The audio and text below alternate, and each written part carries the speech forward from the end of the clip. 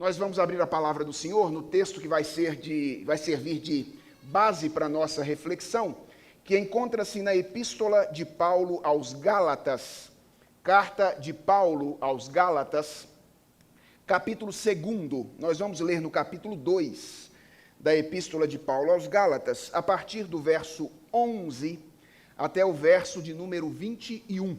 Então, esse é o texto que vai servir de base para a nossa meditação nesta noite. Gálatas capítulo 2, versos 11 a 21. Eu vou fazer a leitura da palavra de Deus e eu peço a você que receba com atenção e com fé essa que não é outra senão a palavra do nosso Senhor. Então, atentamente, acompanhe a leitura que farei da Escritura Sagrada. Ela diz assim: quando, porém, Cefas veio a Antioquia, resisti-lhe face a face, porque se tornara repreensível. Com efeito, antes de chegarem alguns da parte de Tiago, comia com os gentios. Quando, porém, chegaram, afastou-se e, por fim, veio a apartar-se, temendo os da circuncisão. E também os demais judeus dissimularam com ele a ponto de o próprio Barnabé ter se deixado levar pela dissimulação deles. Quando, porém, vi que não procediam corretamente segundo a verdade do Evangelho, disse a Cefas na presença de todos: se sendo tu judeu, vives como gentio e não como judeu, por que obrigas os gentios a viverem como judeus? Nós, judeus por natureza, e não pecadores dentre os gentios, sabendo, contudo, que o homem não é justificado por obras da lei, e sim mediante a fé em Cristo Jesus, também temos crido em Cristo Jesus para que fôssemos justificados pela fé em Cristo, e não por obras da lei, pois por obras da lei ninguém será justificado. Mas se, procurando ser justificados em Cristo, fomos nós mesmos também achados pecadores, dar-se-á o caso de ser Cristo ministro do pecado? Certo que não, porque se torno a edificar aquilo que destruí. A mim mesmo me constituo transgressor, porque eu, mediante a própria lei, morri para a lei, a fim de viver para Deus. Estou crucificado com Cristo. Logo, já não sou eu quem vive, mas Cristo vive em mim. E esse viver, que agora tenho na carne, vivo pela fé no Filho de Deus, que me amou e a si mesmo se entregou por mim. Não anulo a graça de Deus. Pois se a justiça é mediante a lei, segue-se que morreu Cristo em vão. Mantenha sua Bíblia aberta e vamos falar com o Senhor mais uma vez. Santíssimo Deus, nós estamos diante da Tua palavra. Este que fala não é outro senão o Teu servo, o povo que ouve não é outro senão o Teu povo. Ou seja, tudo o que acontece nesse lugar, acontece mediante o Senhor e para o Senhor. E nós queremos reconhecer diante de Ti que nós somos dependentes do Senhor neste momento. Esse é um momento no qual a nossa dependência do Senhor fica evidente de uma forma toda especial. E nós queremos reconhecer diante de Ti, ó Deus, que todo o nosso esforço, o deste que fala por expor a Tua palavra, o daqueles que ouvem por receber a Tua palavra, todo o nosso esforço será vão se o Senhor não nos acompanhar. Por isso nós queremos rogar encarecidamente a Ti, Deus Santíssimo, com o Teu Santo Espírito, acompanha-nos nesse momento. Fala conosco, Senhor. Não nos deixe refletir a partir do nosso próprio raciocínio, que neste momento seja Deus verdadeiro, e todo homem mentiroso. É a nossa oração, em nome de Jesus. Amém. Irmãos, a doutrina da justificação pela graça, mediante a fé somente, foi uma doutrina central para a reforma protestante do século XVI, cujos 500 anos nós comemoramos durante esse mês. Se você conhece um pouquinho da história da reforma protestante, você sabe exatamente como ela começou. Lutero era um homem angustiado. Ele tinha aprendido ao longo de sua vida de que para ser considerado justo por Deus, além de crer em Jesus Cristo, ele deveria esforçar-se por fazer alguma coisa. Então Lutero abandonou a vida comum, Lutero ingressou em uma ordem monástica e se entregou a uma vida devocional extremamente responsável, que incluía altas doses de penitência. Mas apesar disso, Lutero continuava angustiado. Afinal de contas, pense comigo, se ter a amizade de alguém é algo que depende do seu esforço pessoal, quando é que você sabe que já se esforçou o suficiente?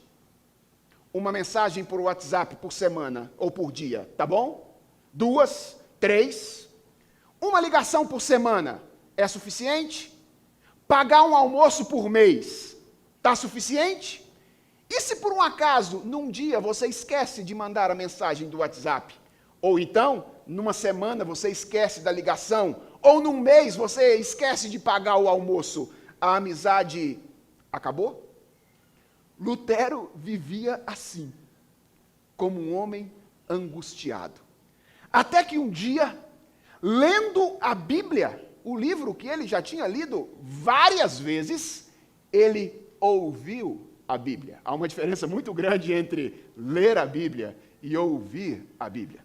Lutero ouviu a Bíblia. Deus dizendo na epístola de Paulo aos Romanos que pela fé o justo viverá. E ele aprendeu de uma vez por todas que a amizade com Deus não é sustentada por alguma coisa que nós fazemos, mas por alguma coisa que Ele fez. Ele aprendeu de uma vez por todas que para ser considerado justo por Deus, ele nada mais precisaria fazer a não ser abrir mão das suas tentativas inúteis de conquistar o favor divino e estender as suas mãos vazias para receber a oferta de salvação que Deus oferecia a ele. Somente a fé. Foi assim que a reforma protestante do século XVI começou, com a afirmação de que para ser amigo de Deus, basta que creiamos na pessoa de Jesus Cristo. E desde que a reforma aconteceu até os dias de hoje, a tradição reformada tem afirmado de maneira categórica a centralidade da doutrina da justificação pela graça mediante a fé somente para a nossa vida cristã e para a nossa vida eclesiástica. Por exemplo, Lutero afirmou certa vez que a doutrina da justificação pela fé somente, preste atenção, é a cabeça e a pedra fundamental.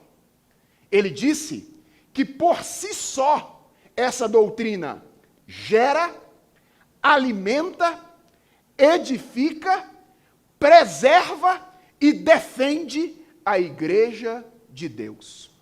E por ela, por essa doutrina, a da justificação pela graça mediante a fé somente, dizia Lutero, a igreja de Deus fica de pé ou cai. Era assim que Lutero afirmava a centralidade dessa doutrina. Depois de Lutero, alguns anos depois, na mesma direção, o Dr. Martin Lloyd Jones, um dos maiores pregadores que a reforma, ou que a tradição reformada produziu, afirmou que a doutrina da justificação pela fé é a doutrina central de todo o protestantismo. E Lloyd Jones disse que se nós estudássemos a história dos avivamentos, nós perceberíamos que em cada um deles, a doutrina da justificação pela graça mediante a fé estaria sempre na vanguarda. O que eu estou querendo dizer com isso? Estou querendo dizer que, historicamente, a tradição reformada tem afirmado a importância fundamental da doutrina da justificação pela graça mediante a fé somente para a Igreja de Cristo. E o que eu gostaria de fazer com vocês nessa mensagem desta noite? Basicamente, o que eu gostaria de fazer é questionar, no bom sentido, essa afirmação. A partir do texto que nós lemos da carta aos Gálatas, eu gostaria de responder basicamente duas perguntas com vocês nessa ocasião. A primeira pergunta é a seguinte: é verdade que a exclusividade da fé como instrumento de salvação é uma verdade tão fundamental como a tradição reformada tem afirmado? Isso é verdade? Que essa doutrina de que o homem se torna amigo de Deus exclusivamente pela fé é algo tão fundamental? Essa é a primeira pergunta.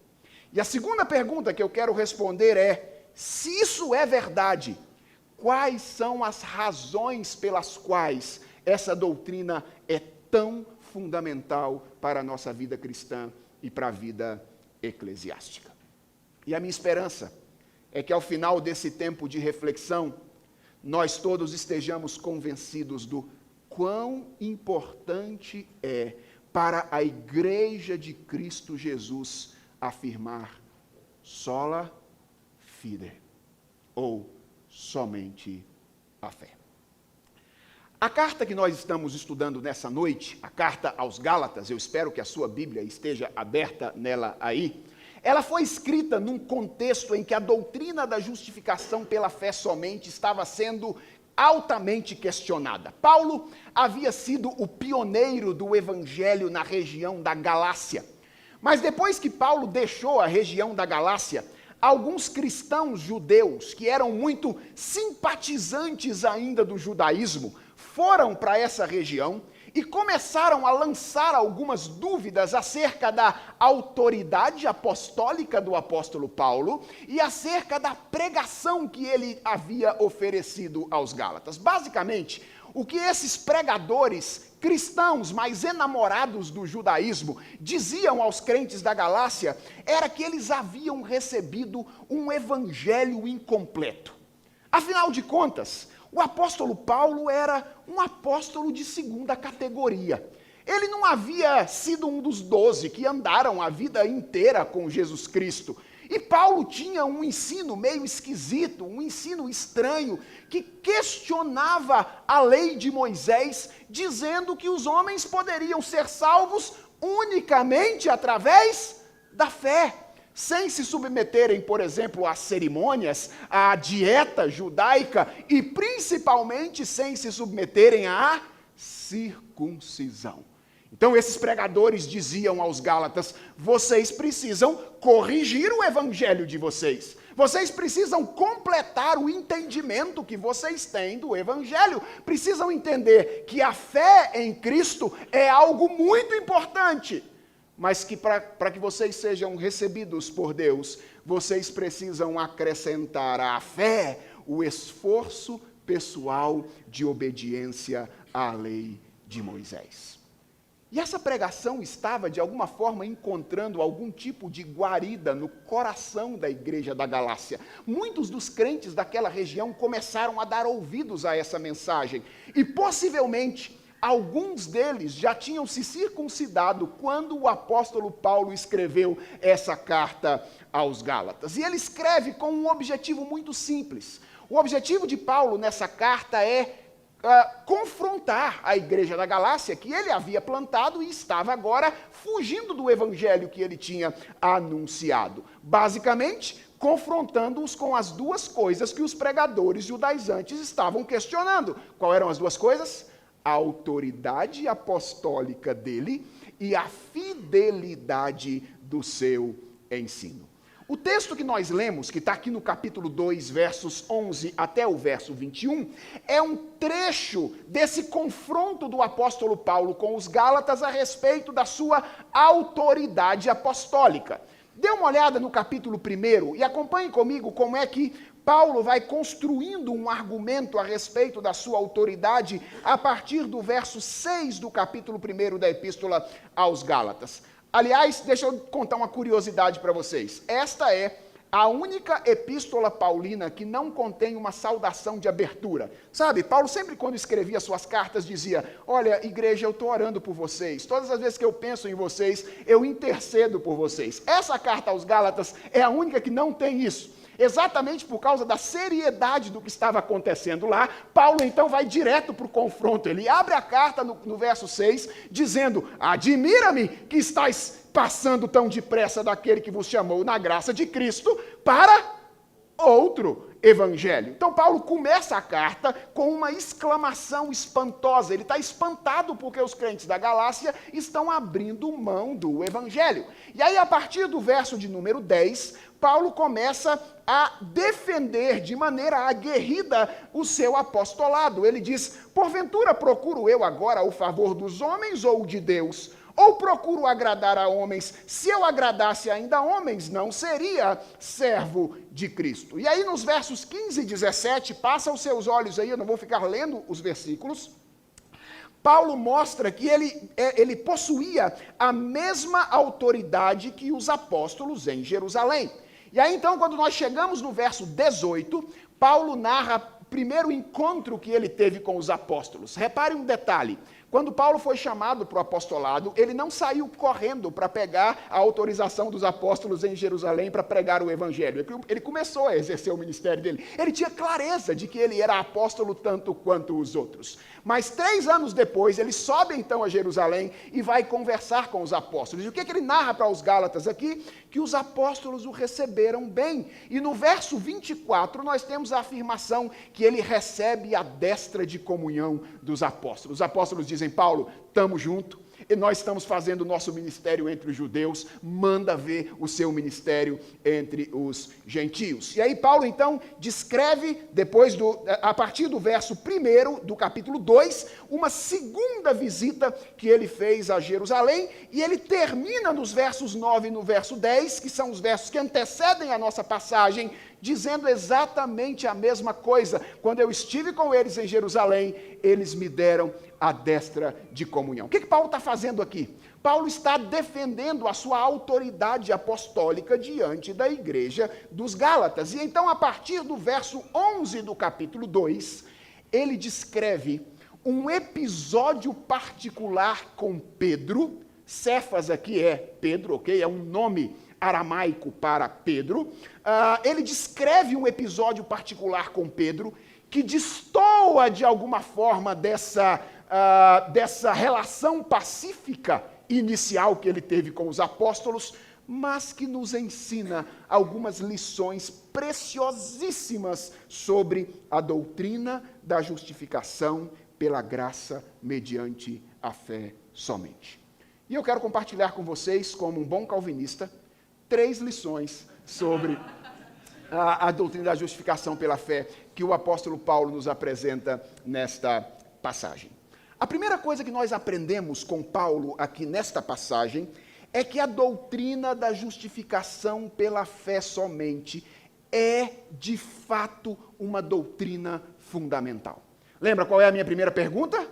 É, de fato, essa doutrina uma doutrina tão importante? E Paulo nos ensina de maneira clara e evidente aqui nesta passagem que esta é uma doutrina fundamental. Como é que Paulo faz isso? Perceba, irmãos, que Paulo descreve aqui nesta passagem uma situação de conflito.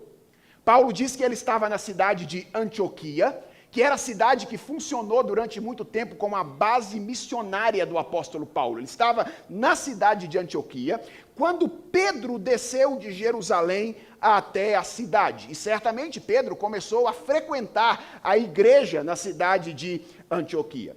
E o texto então diz, Paulo nos diz, que durante o tempo de convivência na cidade de Antioquia, por iniciativa dele, o apóstolo Paulo, ambos tiveram um confronto, eles tiveram um conflito. Literalmente, Paulo diz aqui no verso número 11, que ele decidiu resistir a Pedro face a face. Numa linguagem contemporânea, isso equivaleria a dizer que Paulo decidiu bater de frente com Pedro. Literalmente é isso.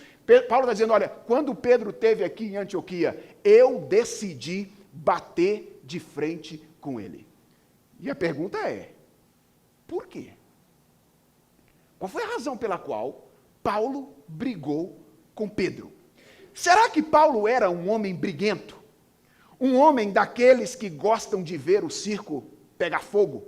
Será que ele tinha prazer na briga? Irmãos, as suas cartas mostram que não.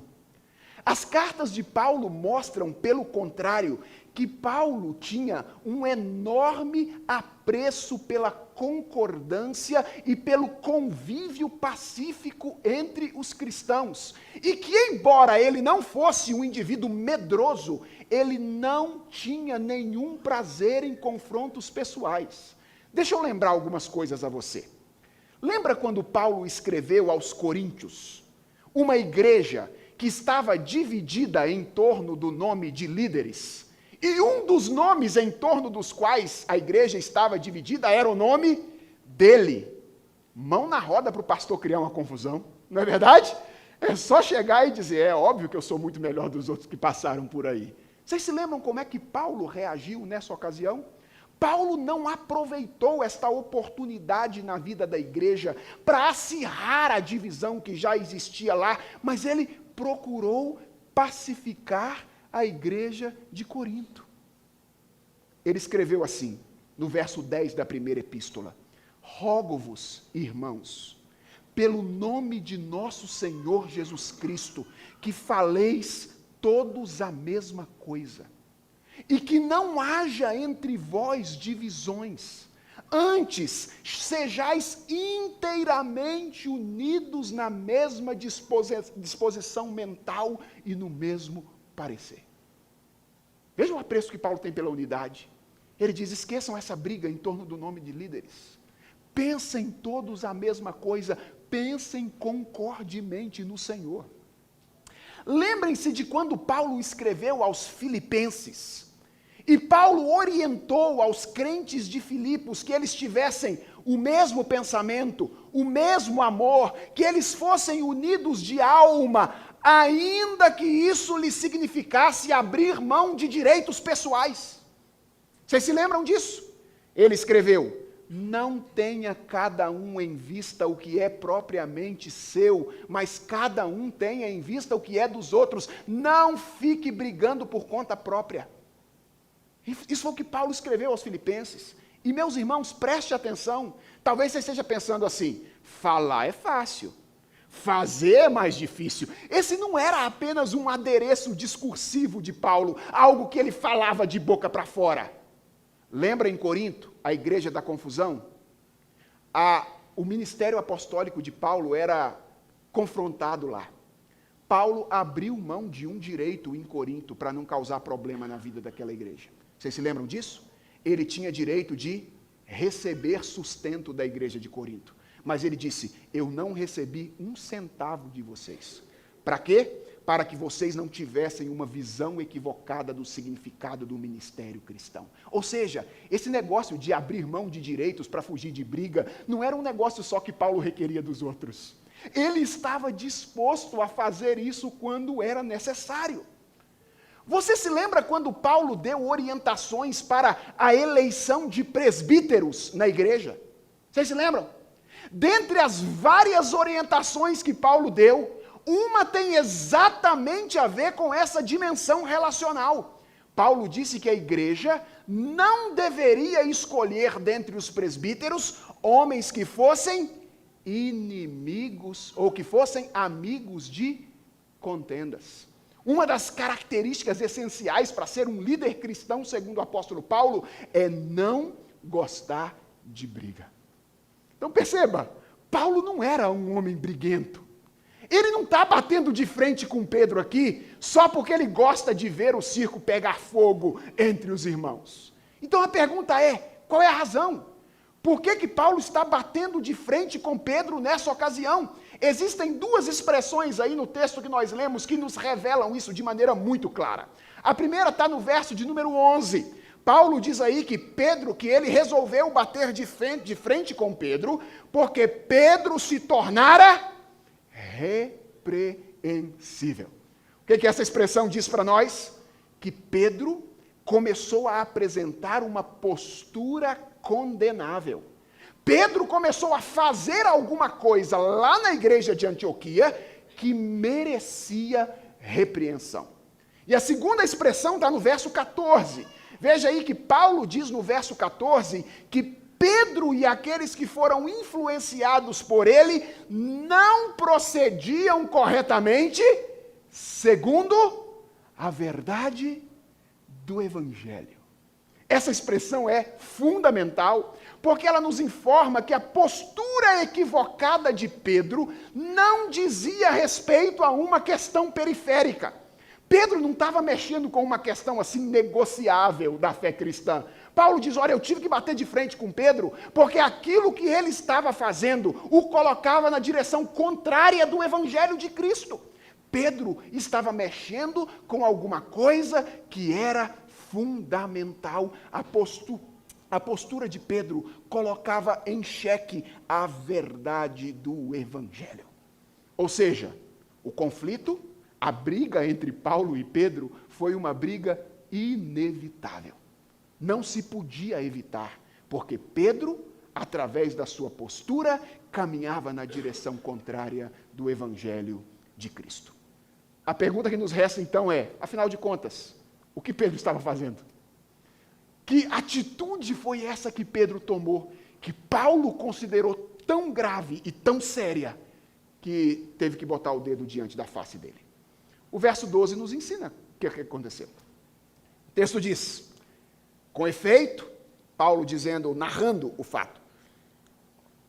Antes de chegarem alguns da parte de Tiago, Pedro comia com os gentios.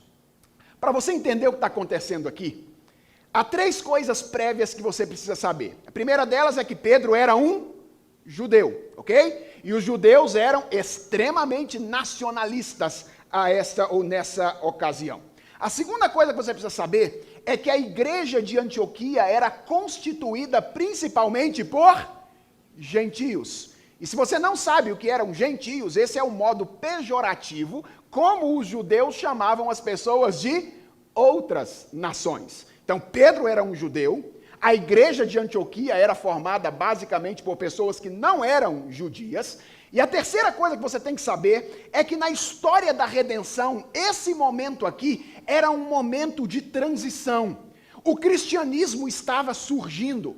E o cristianismo é, ao mesmo tempo, uma continuidade do judaísmo e uma ruptura com o judaísmo. Porque ele é o cumprimento de promessas do Antigo Testamento, mas ele se rompe com algumas coisas que aconteciam no Antigo Testamento. E isso causava uma dificuldade de se definir quem é verdadeiramente um cristão. Havia muita discussão naquela época sobre o que é ser um cristão. E os judeus, por causa do seu nacionalismo, costumavam defender que para tornar-se um cristão, alguém precisava se submeter a práticas antigas do judaísmo. Lembra dos missionários que chegaram lá na Galácia depois que Paulo saiu? Foi a mesma coisa que aconteceu em Antioquia. Os judeus criam, de alguma forma, que para tornar-se cristão, alguém tinha que se submeter às demandas da lei de Israel. E veja o que Paulo diz que aconteceu em Antioquia. Quando Pedro chegou em Antioquia, chegou na igreja, ele se integrou na vida comunitária. Não tinha nenhum problema. Pedro começou a frequentar a casa dos irmãos da igreja de Antioquia. Afinal de contas, Deus já havia dito a ele em Atos 10 de que não existe esse negócio mais de puro e impuro na nova aliança. Lembra da visão do lençol que desceu e ele viu os animais e Deus disse a ele, Pedro, mata e come. E ele disse, como é que eu vou comer esses negócios que tem animais impuros aqui? E Pedro disse, Pedro, e Deus disse a ele, Pedro, se eu purifiquei, como é que você vai dizer que as coisas são impuras? E ele estava dizendo a Pedro exatamente que os gentios agora faziam parte do povo do pacto. E Pedro, então, chega em Antioquia e começa a viver a vida comunitária. Ele vive com seus irmãos, ele desfruta da convivência deles, ele se assenta à mesa para tomar as refeições com eles, ele se assenta à mesa do Senhor para cear junto com os gentios. Isso é que Paulo está dizendo que aconteceu no começo da chegada de Pedro lá. No começo foi assim. Até, diz Paulo, que chegaram esses da parte de Tiago. Certamente, irmãos, não são pessoas enviadas por Tiago, mas membros da igreja de Jerusalém, cristãos da igreja de Jerusalém, que ainda estavam apegados àquela mentalidade de apreço excessivo pelo judaísmo. Chegaram em Antioquia e viram Pedro lá fazendo o quê? Comendo com os gentios. E Pedro, diz o apóstolo Paulo, ficou com medo do que essas pessoas podiam pensar dele, se afastou dos crentes gentios, e com um tempinho Pedro já não estava indo à igreja mais, já não estava mais participando da comunhão, já não estava mais se assentando à mesa com os gentios, já estava evitando a ceia do Senhor para não comer com gente que agora ele considerava impura de novo. Você consegue perceber como é que aquilo que Pedro fez, que o tornou, segundo Paulo, repreensível, digno de ser acusado de andar na contramão do evangelho, está relacionado exatamente com a doutrina da justificação pela fé somente? Você percebeu? Veja, de maneira imediata, Pedro não negou a importância de Cristo. De maneira imediata, Pedro não negou a verdade da graça. De maneira imediata, Pedro sequer negou a necessidade da fé. O que Pedro fez? Quando ele rejeitou a comunhão dos gentios, temendo a acusação dos judeus, ele negou a exclusividade da fé. Ele aceitou condições que não são condições impostas pelo Evangelho. Ele estava dizendo, sem palavras, quando ele se afastou da companhia dos seus irmãos, que a fé dos gentios no Senhor Jesus Cristo não era suficiente. Ele estava olhando para os gentios e dizendo, vocês são crentes de segunda categoria. Vocês não são de fato meus irmãos. Eu não posso de fato me assentar à mesa com vocês, porque vocês não têm o adicional à fé, que na mente de Pedro era o cumprimento das exigências de determinadas demandas da lei de Israel. Então veja, essa foi a razão pela qual Paulo o repreendeu publicamente. E se Paulo não era um homem briguento, e só repreendeu a Pedro porque Pedro estava andando na contramão do Evangelho, o que nós podemos aprender com isso? Que a doutrina da justificação pela graça, mediante a fé somente, não é uma doutrina periférica. Essa é uma doutrina central. Não fosse assim, Paulo não brigaria com Pedro. Paulo olharia para Pedro e diria, ok, Pedro, nós pensamos diferente nesse particular, mas vamos continuar juntos aqui. Mas isso não foi possível. Paulo teve que botar o dedo na cara dele publicamente e dizer, você está errado, Pedro. E por que ele fez isso? Porque Pedro estava negociando um aspecto central do Evangelho. A doutrina da justificação pela fé somente. Essa primeira lição nos lega, então, a segunda pergunta. Se é verdade que a doutrina da justificação pela graça mediante a fé somente é uma doutrina fundamental, é uma doutrina central, a pergunta é, por quê? Quais são as razões pelas quais a doutrina da justificação pela graça mediante a fé é uma doutrina tão fundamental. Vamos aqui para o nosso segundo ponto da mensagem, então. Se você está anotando, terminamos o primeiro, vamos para o segundo, tá bom? Só para você cartesianamente fazer as suas anotações.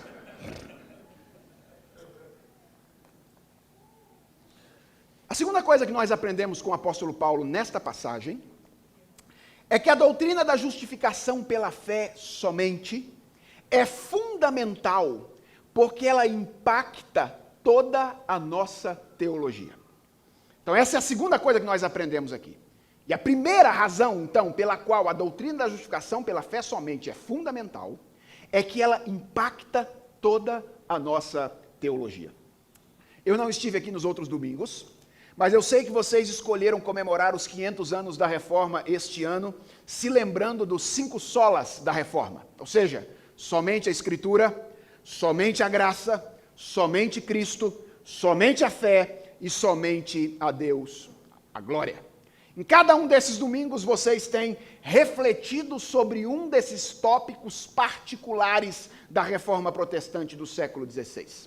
Talvez alguém tenha dito aqui antes de mim aquilo que eu vou dizer agora. Se isso aconteceu, por favor, me perdoe, mas eu preciso repetir porque isso é importante para o ponto que eu quero estabelecer aqui.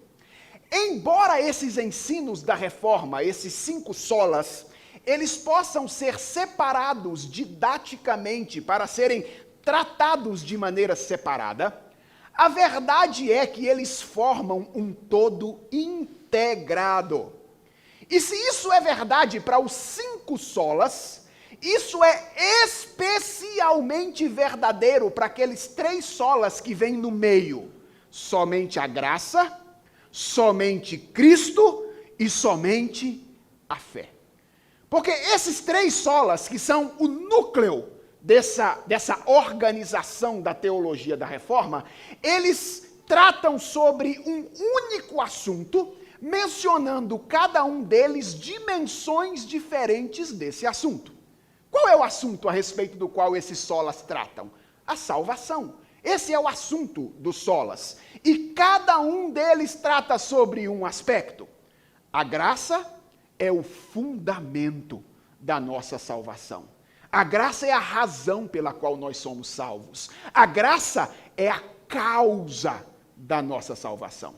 Por que nós somos salvos? Porque Deus é gracioso para conosco. Cristo é o agente da nossa salvação. Ele é o executor da nossa salvação. Ele é aquele por quem nós somos salvos. E a fé é o meio, a fé é o instrumento através do qual nós somos salvos. Somente a graça, somente Cristo, somente a fé. Essas são 3 verdades que a Reforma apregoou sobre a doutrina da salvação, que estão integradas. E sabe qual é a implicação dessa integração? É que quando uma dessas doutrinas é rejeitada, todas as demais são de alguma forma afetadas. E a maneira como Paulo conclui a sua argumentação nessa passagem mostra que, embora ele tenha nascido bem antes da Reforma Protestante acontecer, ele sabia disso. E é por isso que ele acusou Pedro. Ele sabia que quando a exclusividade da fé como meio de salvação é rejeitada, os outros aspectos que cremos acerca da nossa salvação são comprometidos juntamente. Acompanhe comigo. Depois de narrar aqui o episódio com Pedro, lá na cidade de Antioquia, e nós vamos voltar a esse episódio no nosso terceiro ponto, a partir do verso 15 até o verso de número 21, Paulo apresenta aqui a sua argumentação com Pedro naquela ocasião. E o que nós temos aqui é uma das mais belas defesas da doutrina da justificação pela fé somente que nós temos no Novo Testamento. Eu não vou ler toda esta passagem novamente, mas dê uma olhada aí nos versos iniciais, dos versos 15 até o verso de número 17, para você perceber como é que o assunto de Paulo começa a ser, agora de maneira muito específica, a doutrina da justificação pela fé. Ele diz aí, nós, judeus por natureza e não pecadores entre os gentios, tem uma ironiazinha aqui, né?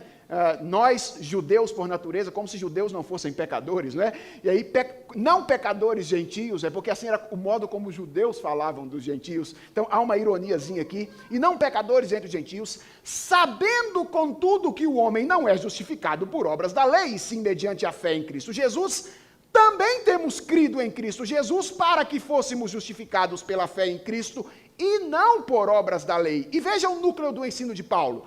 Pois por obras da lei, ninguém será justificado. Esse é o ensino que Paulo vai estabelecer desde o verso 15 até o verso de número 21. Mas eu quero chamar a sua atenção para a conclusão. Paulo termina a sua exposição da doutrina da justificação pela fé com uma conclusão pela via negativa, na qual ele deixa muito claro, ele explica muito claramente a razão pela qual a doutrina da justificação pela fé é tão fundamental. Ele diz assim, no verso número 21, com a qual ele encerra a sua argumentação: não anulo a graça de Deus. Pois se a justiça não é mediante a fé, mas é mediante a lei, segue-se que Cristo morreu em vão. Irmãos, a afirmação que o apóstolo Paulo faz no verso número 21 é gravíssima. Gravíssima. O que Paulo está dizendo aqui no verso 21, ao afirmar ou explicar de maneira definitiva por que ele confrontou Pedro naquela ocasião, é que a doutrina da justificação pela graça mediante a fé somente é fundamental, porque ela impacta toda a nossa teologia. Preste atenção. Quando nós rejeitamos a exclusividade da fé como instrumento de salvação, deixa eu tentar tornar isso mais fácil. Quando nós pensamos que para sermos considerados justos por Deus, nós precisamos de alguma coisa além da fé. Quando nós imaginamos que ser amigo de Deus é muito mais uma conquista nossa, que tem a ver com aquilo que a gente faz, e não uma dádiva de Deus, que tem a ver com aquilo que Ele nos oferece, as consequências são pelo menos duas, de acordo com o apóstolo Paulo.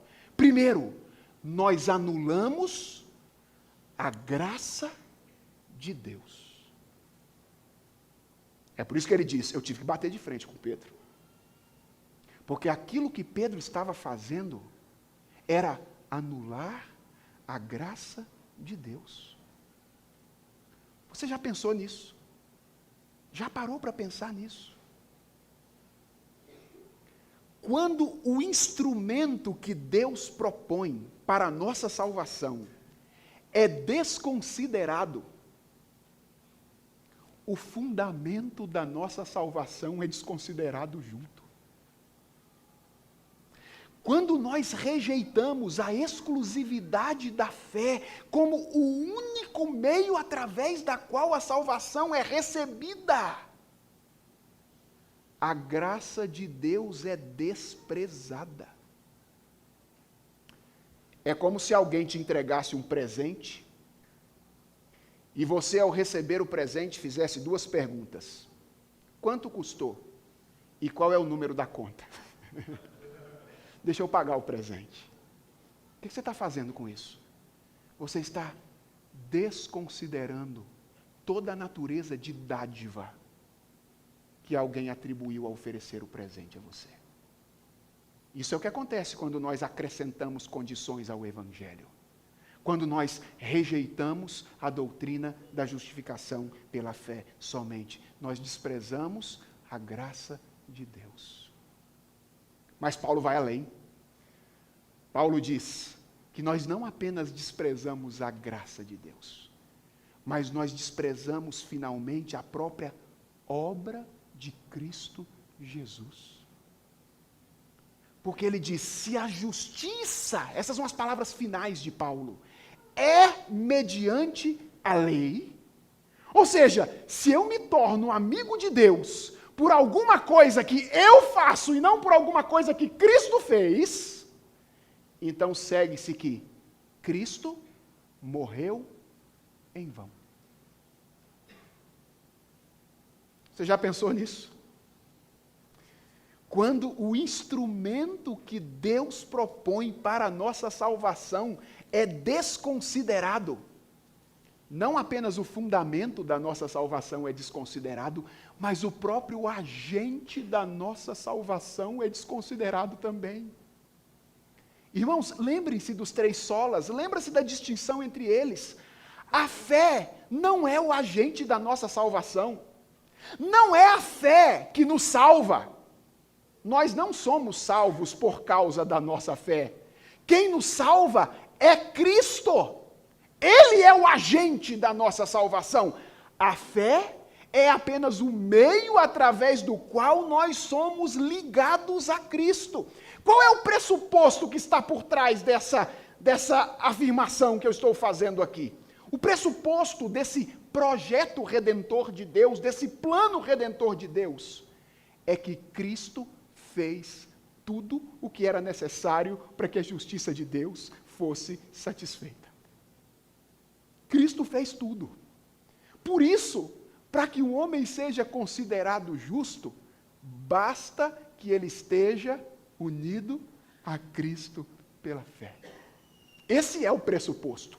Cristo fez tudo e nós somos salvos quando somos unidos a Ele pela nossa confiança depositada em sua obra. Quando nós dizemos que nós precisamos de algo além da fé, o que é que nós estamos dizendo? O que estamos dizendo é que aquilo que Cristo fez não foi suficiente. Estamos dizendo que nós precisamos de algo além de Cristo. Que nós estamos precisando de algo além da sua obra. Você compreende por que a tradição reformada tem afirmado que a doutrina da justificação pela graça, mediante a fé somente, é tão fundamental? Você entende por que Lutero disse essa doutrina é a doutrina mediante a qual a igreja fica de pé ou cai? Você entende por que Lloyd Jones disse, olha para os avivamentos na história e você vai encontrar na base de todos os avivamentos da história a doutrina da justificação pela fé. Não é por mero capricho. Não é por mero capricho que a tradição reformada tem dito sola gratia, solus Christus, sola fide. Não é por mero capricho, mas é por causa do impacto que essa doutrina da justificação pela fé somente tem para a nossa teologia como um todo. Então, qual é a primeira razão pela qual a doutrina da justificação pela graça mediante a fé somente é tão fundamental? É que dela depende a sustentação de toda a nossa crença sobre a salvação. Se sola fide é comprometido, sola gratia é comprometido, solus Christus é comprometido. Por isso é que a afirmação de que somos salvos unicamente pela fé é uma afirmação fundamental. Mas esse impacto não é apenas um impacto teológico, se é possível dizer apenas a respeito de um impacto teológico, porque o impacto teológico determina a nossa vida como um todo. Mas esse é também, ou ele tem também, um impacto prático, como eu pretendo mostrar no último ponto da minha mensagem. Então, cartesianamente agora, fechamos o ponto 2, ok? Vamos para o terceiro ponto. Então, eu disse que a primeira razão pela qual a doutrina da justificação pela fé somente é tão fundamental é que ela impacta a nossa teologia. Mas não apenas a nossa teologia. A segunda razão pela qual a doutrina da justificação pela fé somente é fundamental é porque ela impacta a nossa vida cristã e a nossa vida eclesiástica. Irmãos, eu mencionei aqui nesse sermão 2 personagens que num determinado momento da sua vida experimentaram uma compreensão inadequada da doutrina da justificação pela fé. O apóstolo Pedro, lá no texto aos Gálatas, e Martinho Lutero, na minha introdução, quando falei da reforma protestante. A escolha desses dois personagens não foi casual. É que a experiência desses dois personagens, na minha opinião, ela ilustra muito bem quais são os dois resultados mais práticos que nós experimentamos quando nós rejeitamos a exclusividade da fé como instrumento de salvação e começamos a agasalhar no nosso coração a expectativa de que nós poderemos ser aceitos por Deus através de alguma coisa que nós mesmos podemos fazer. O primeiro desses resultados é ilustrado pela experiência de Lutero. Quem era Lutero antes de descobrir a verdade da doutrina da justificação pela fé somente? Ele era um homem angustiado. Ele era um homem desesperado.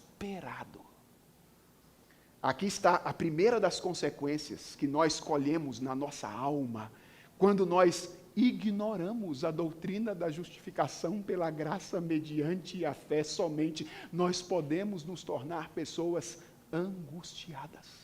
Nós podemos nos tornar pessoas desesperadas. Isso é o que muitas vezes nós experimentamos quando nós alimentamos o nosso coração com uma falsa expectativa a respeito da nossa justificação pessoal. E por que isso acontece? Por uma razão simples.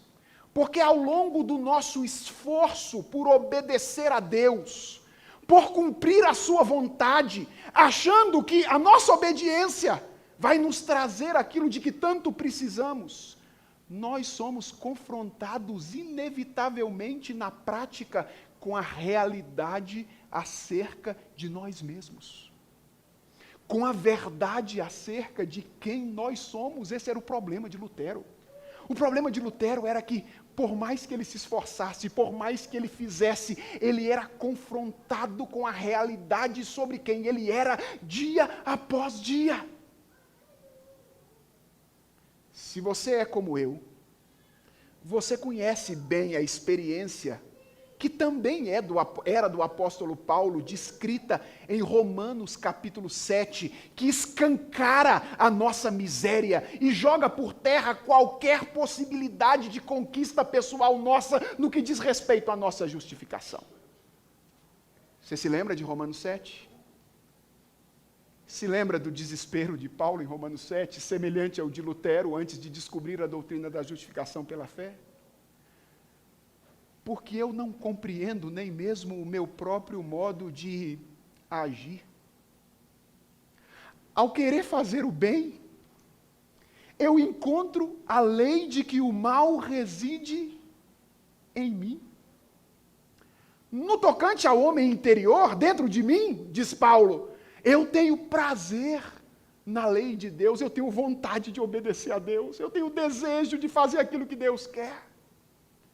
Mas eu vejo nos meus membros outra lei, que guerreando contra a lei da minha mente, me faz prisioneiro da lei do pecado que está nos meus membros. E Paulo, então, termina a passagem de Romanos 7 com uma exclamação, dizendo: desventurado homem que sou. Quem me livrará do corpo dessa morte? Angústia, desespero, e não poucas vezes, ira contra Deus. Ouça Lutero mais uma vez. Eu não amava, diz Lutero. Antes de descobrir a doutrina da justificação pela fé somente, Lutero diz, eu não amava. Sim, eu odiava o Deus justo que pune os pecadores. E secretamente, quase me entregando à blasfêmia, murmurava, sim, e muito, antes de descobrir a doutrina da justificação pela fé somente, eu estava irado com Deus.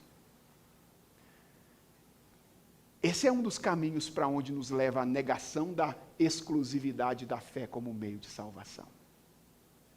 Nós nos tornamos pessoas angustiadas, nos tornamos pessoas desesperadas, tentando garantir alguma coisa que nós jamais conseguiremos garantir por causa do pecado que habita em nós.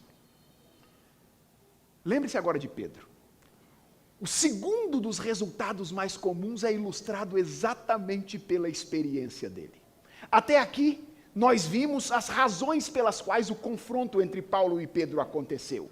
Agora, considere no verso 14 as palavras de Paulo no confronto. O modo como Paulo confrontou Pedro naquela ocasião. Ele diz: quando, porém, vi que não procediam corretamente segundo a verdade do Evangelho, disse a Cefas na presença de todos. E a briga foi pública. Não foi uma briga particular, não. Porque Pedro, o pecado de Pedro já tinha se tornado público também. Ele estava arrebanhando, inclusive Barnabé, diz Paulo. Barnabé já tinha negociado também a verdade da exclusividade da fé. E então Paulo chama a atenção de Pedro publicamente. E veja o que ele diz a Pedro. Olha a natureza da acusação de Paulo a Pedro nessa ocasião. Se sendo tu judeu, vives como gentio, e não como judeu, por que obrigas os gentios a viverem como judeus? Qual é a acusação que Paulo faz a Pedro nesta passagem? Qual é a acusação?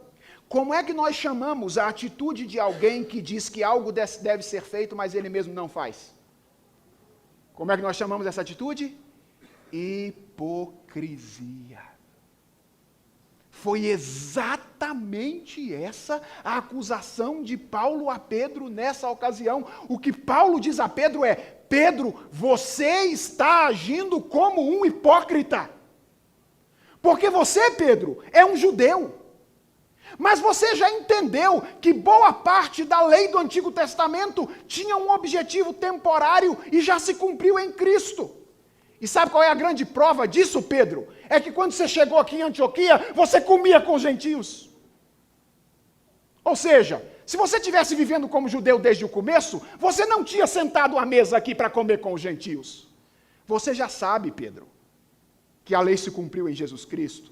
Você sabe, Pedro, que a fé é suficiente. Mas esse é o segundo lugar para onde leva a negação da exclusividade da fé como meio de salvação. Quando nós rejeitamos a exclusividade da fé e tentamos conquistar a salvação com as nossas próprias mãos, como se tivesse algo que nós podemos fazer, nós somos tentados à falta de sinceridade diante de Deus, a ponto de algumas vezes tentar baixar o nível das exigências de Deus para obedecermos essas exigências com um nível abaixado e nos satisfazermos conosco mesmos. Tudo que Deus quer que eu faça é que eu não fume, não beba e não jogue. E aí eu faço essas três coisas e me sinto satisfeito comigo mesmo, deixando de ouvir aquilo que Jesus Cristo disse acerca da dimensão interna da aplicação da sua lei. Quando ele, por exemplo, teve um embate com os fariseus, que se achavam santos, porque afinal de contas nunca tinham traído as suas esposas, porque afinal de contas nunca tinham cometido um assassinato, e Jesus Cristo então olhou para eles e disse: vocês não entenderam a profundidade da lei. Quando a lei fala em adultério, a lei não está falando exatamente em ir para um motel com outra mulher, ou em ir para um motel com outro homem. A lei está falando das intenções do coração. Todo homem que olhar com olhar impuro para uma mulher de Jesus Cristo já adulterou com ela. Todo aquele que disser chamar o seu irmão de tolo já quebrou o 6º mandamento. Essas são as exigências da lei de Deus. E quando nós achamos que podemos cumprir essa lei por conta própria, das duas uma, ou nós caímos na angústia típica de Lutero no século XVI, ou na hipocrisia de Pedro em Gálatas capítulo 2. Você entendeu a implicação prática da doutrina da justificação pela fé somente? Nós não podemos negociar a exclusividade da fé como meio de salvação sem efeitos danosos para a nossa própria vida. Nós não podemos. Essa negociação sempre acontece mediante o prejuízo da nossa paz ou mediante o prejuízo da nossa autenticidade. Enquanto nós vivemos tentando garantir a nossa salvação por nossa conta, ou nós nos tornamos autênticos desesperados, ou hipócritas tranquilos. Ou autênticos desesperados, ou hipócritas tranquilos. Mas esses resultados não atingem apenas a nossa vida individual. Eles também atingem a nossa vida comunitária. Pense em Pedro. Enquanto a exclusividade da fé estava assentada no coração de Pedro, ele foi um instrumento para a unidade da igreja.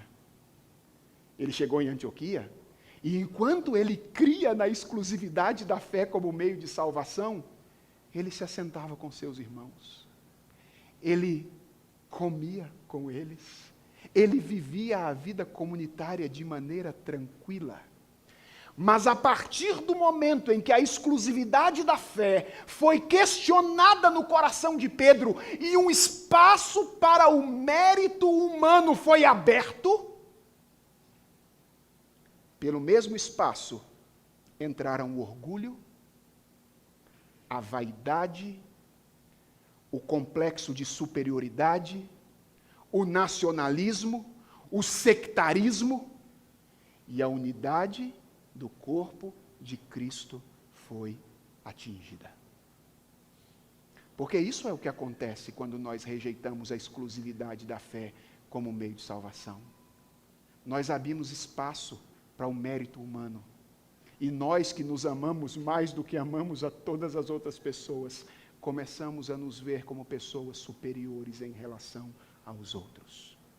A nossa vida individual sofre quando nós rejeitamos a doutrina da justificação pela fé somente, mas a nossa vida comunitária também sofre quando nós rejeitamos essa doutrina claramente ensinada nas Escrituras Sagradas.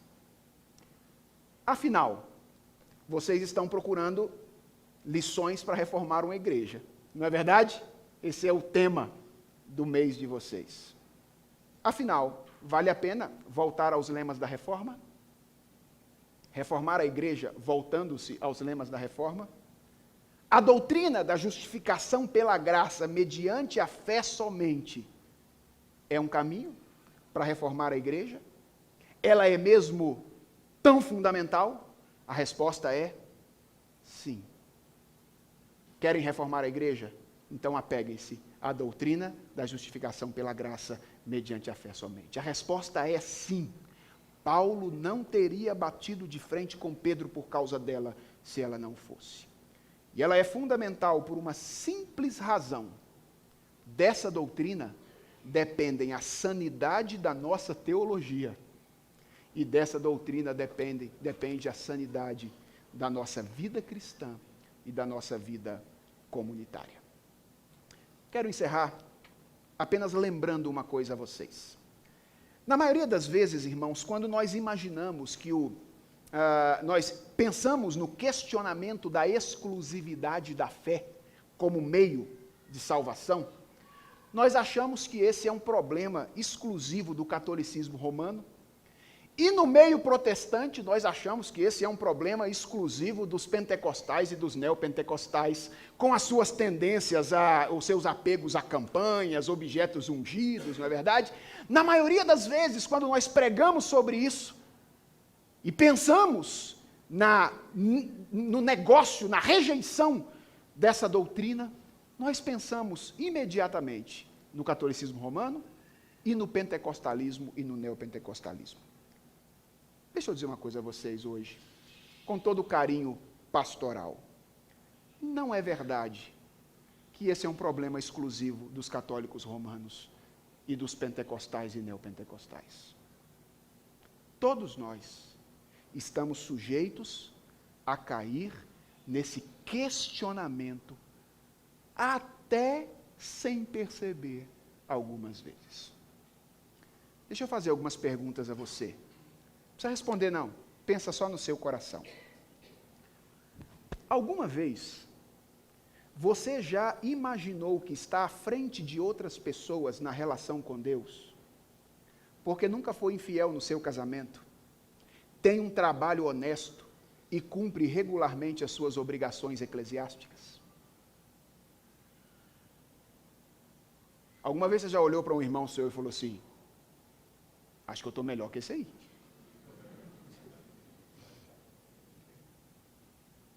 Se for olhar, aquele ali já está no segundo casamento, terceiro, o trabalho dele é meio esquisito, vem na igreja uma vez sim, um domingo não.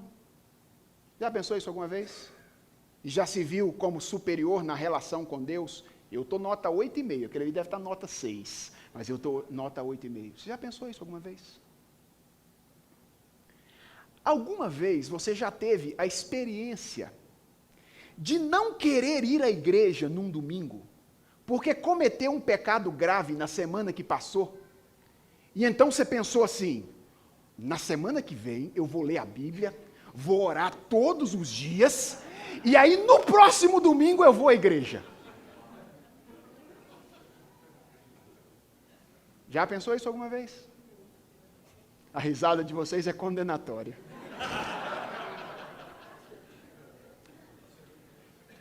Alguma vez você já olhou para outros irmãos com desdém e se viu como alguém superior a eles, colocando-os no inferno algumas vezes, só porque eles não são da mesma tradição teológica que você? Você já fez isso alguma vez? Deixa eu dizer a vocês, sabe o que é que nos faz fazer todas essas coisas? A rejeição da doutrina da justificação pela graça, mediante a fé somente. Situações como essas mostram que o questionamento da exclusividade da fé como meio de salvação não é um problema dos outros. Esse é um problema nosso também.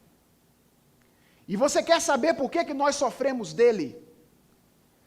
Porque pessoas autocentradas, como nós nos tornamos depois do pecado, querem sempre deixar a sua marca. E são sempre incomodadas quando Deus decide fazer as coisas sozinho. Esse é o nosso real problema. Por que nós rejeitamos a doutrina da justificação pela graça mediante a fé somente? É porque ela nos humilha.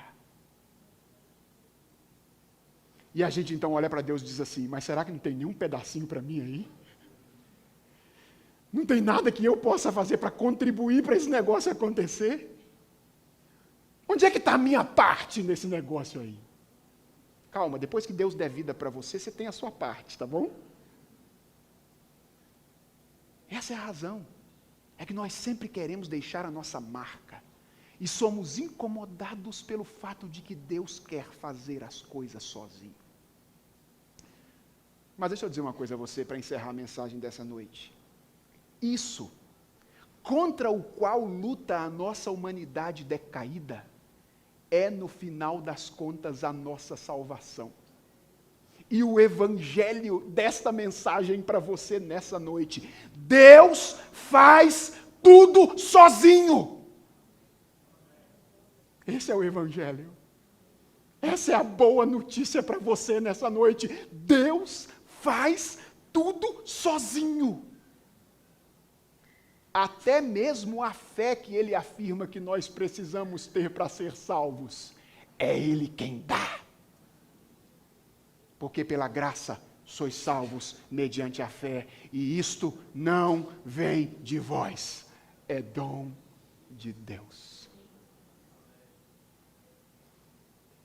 quando Pedro disse: entendi, tu és o Cristo, o Filho do Deus vivo. Jesus Cristo disse: bem-aventurado és, Simão Barjonas, porque não foi carne nem sangue que revelaram isso a você, mas o meu Pai que está nos céus.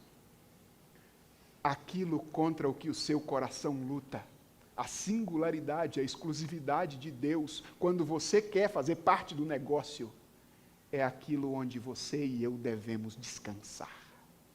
É isso que nos dá descanso. Deus faz tudo sozinho. E por mais que lutemos com Ele, quem é mais forte sempre vence no final.